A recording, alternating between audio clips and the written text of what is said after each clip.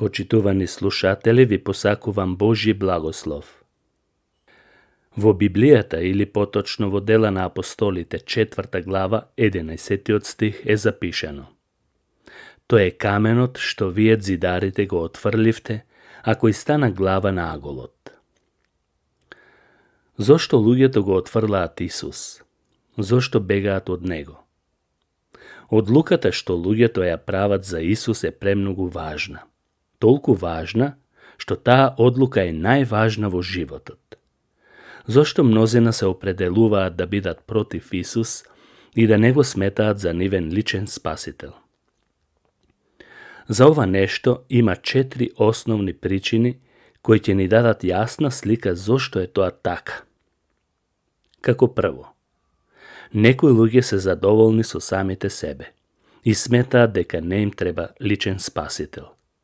Тие мислат дека се доволно добри и немаат погрешно мислење за себе. Односно, не се сметаат за грешници како што ги опишува Библијата.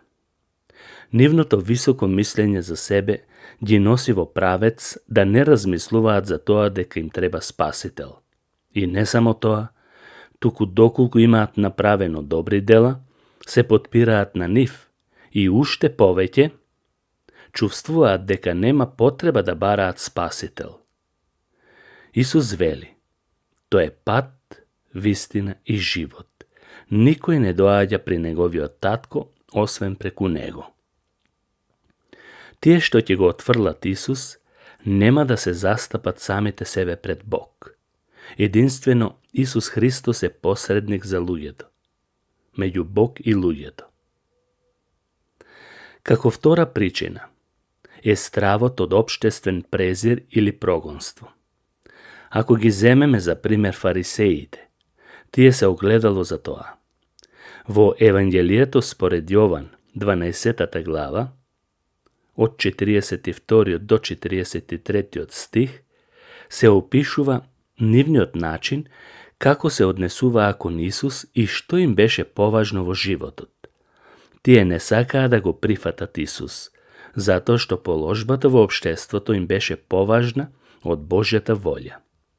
Тие беа толку многу заслепени со самолюбие кон својата позиција и прифаќање од другите, што не можеа ни да замислат поинаку да го градат сопствениот живот.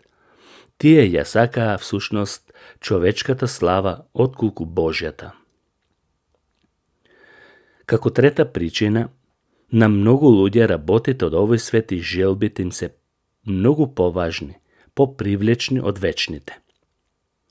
Во Матеј 19 глава читаме за еден настан кој што зборува за еден човек кој не беше спремен да ги изгуби своите земни богатства за да може да ги придобие вечните, кои што ги дава Исус Христос.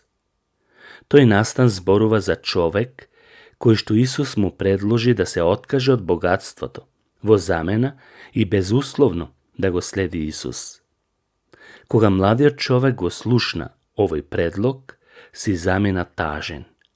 Исус на тоа реагираше и рече дека тешко ќе може некој како него да го наследи Божјото царство.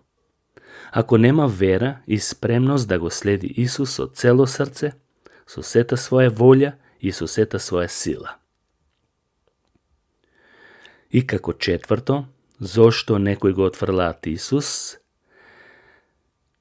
Има многу луѓе кои се постојано бунтовни кон духовните вредности, кон она што Бог им го нуди.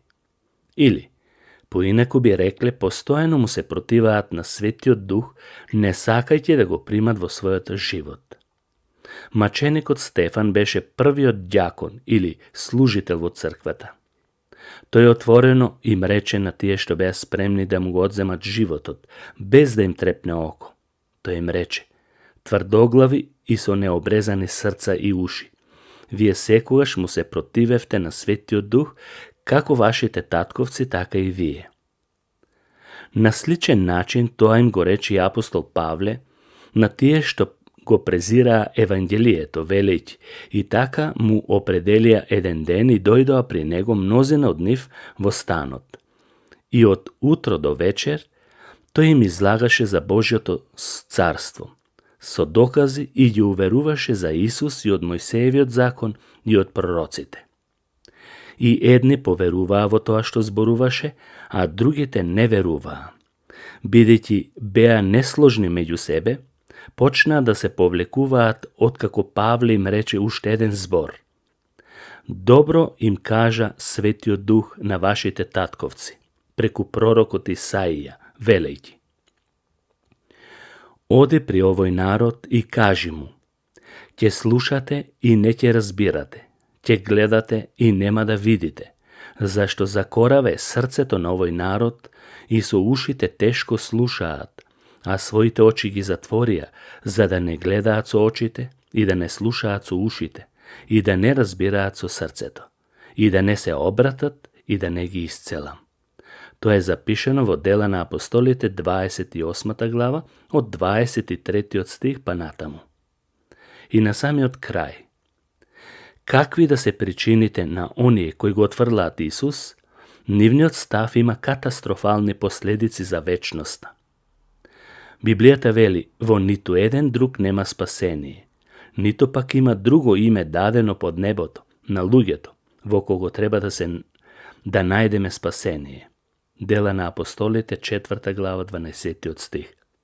Само во Исус имаме вечно спасение. Доколку не сакаш да се соочиш со вечниот пекол, имаш прилика денес да ја искористиш со тоа што денес ќе донесеш важна одлука да кажеш: сепак, Исус е мој спасител. И тогаш напишаното во Дела на апостолите 4 глава 11 стих нема да биде твое.